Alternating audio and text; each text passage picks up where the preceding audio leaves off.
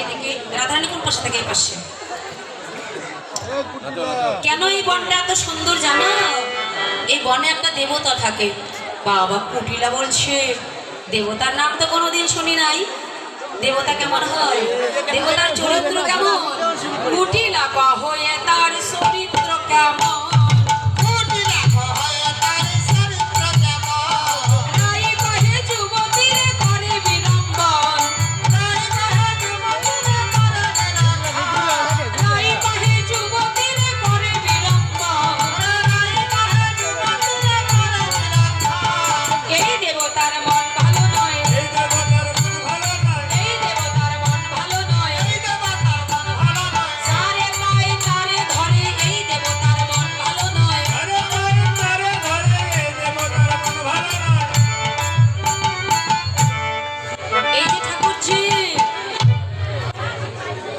শোনো ঠাকুরজি, এই দেবতার চরিত্র একটু ভালো নয়।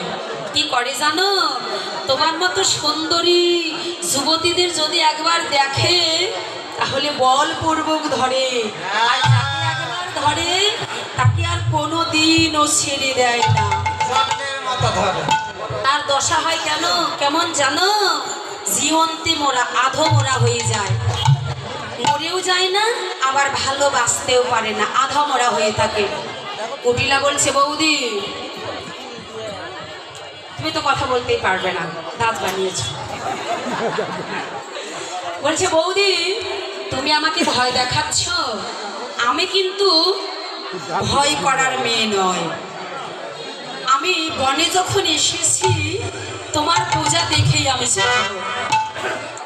এবার রাধারানী মনে মনে গোবিন্দকে স্মরণ করলেন, হে গোবিন্দ কুটিলার সঙ্গে থাকলে তো তোমার বদন দর্শন হবে না, তুমি একটা কিছু উপায় তো করে দাও।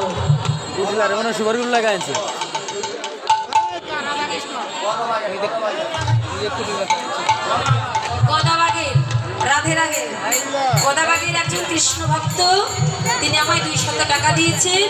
ভগবান যেন তার আশা পূর্ণ করেন, সবাই আশীর্বাদ করবেন, সে যেন ভালো থাকেন সুস্থ থাকেন।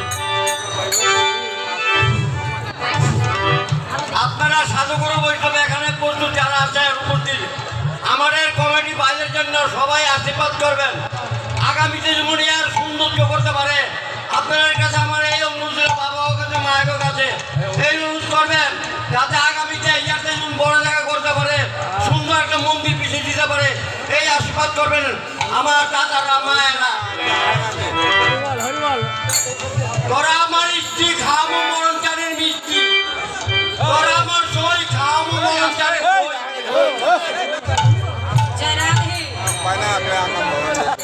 যাই হোক,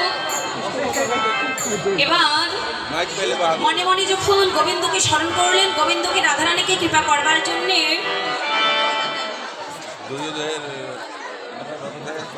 রাধে রাধে আমার দিদি ভাই আমাকে বলে দিলেন, এই সূর্য পূজায় যারা যারা অংশগ্রহণ করেছেন, আমার মামনিরা মাসিরা বৌদি ভাই দিদি ভাই যারা যারা আসছেন সবাই একটু সাবধানে থাকবেন।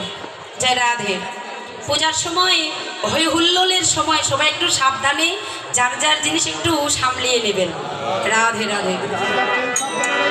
এবার গোবিন্দ রাধারানীকে কৃপা করবার জন্য অঙ্গগন্ধ প্রকাশ করলেন, আর ওই অঙ্গগন্ধ কুটিলার নাসিকায় লেগেছে, অমনি সর্বাঙ্গ অবশ হয়ে গেছে। বৌদি আমায় বাঁচাও বাঁচাও, আই ধরি বিনতি করি, বৌদি আমায় বাঁচাও বাঁচাও, আই ধরি বিনতি করি, বৌদি আমায় বাঁচাও বাঁচাও।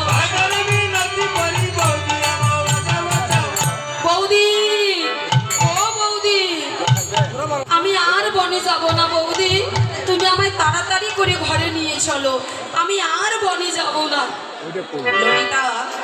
ললিতা বলছে, এই কুটিলা তুই যদি বাঁচতে চাস তাড়াতাড়ি করে বাড়ি চলে যা, আর তোর আয়ান দাদা আর তোর জটিলা মাকে গিয়ে সাবধান করে দিবি, ওরা যদি আসে তোর মতো দশা হবে। এবার এক দৌড়ে কুটিলা বাড়ি চলে গেল, কৃষ্ণ ভজনের পথ কণ্ঠ মুক্ত হলো। রাধে রাধে। তবে যাই হোক, আর কিছুক্ষণের মধ্যে আমি পূজা আরম্ভ করব। আপনারাও সবাই পুষ্পাঞ্জলি দেবেন, পূজায় অংশগ্রহণ করবেন। তবে পূজা করতে গেলে বাবা ব্রাহ্মণকে আগে খুশি করতে হয়। রাধে রাধে। সবাই আপনারা দক্ষিণাটা দিয়ে দেবেন। আমার পক্ষ থেকে আমি লোক পাঠিয়ে দিচ্ছি দুজনকে, যে যা পারবেন সবাই দিয়ে দেবেন। রাধে রাধে। জয় রাধে। আসো আসো। এবার কুটিরা চলে গেল, আর কোনো বাধা রইল না। রানীকে সঙ্গে নিয়ে ওই রাধাকুণ্ডের তীরে গেলেন, যেখানে গোবিন্দ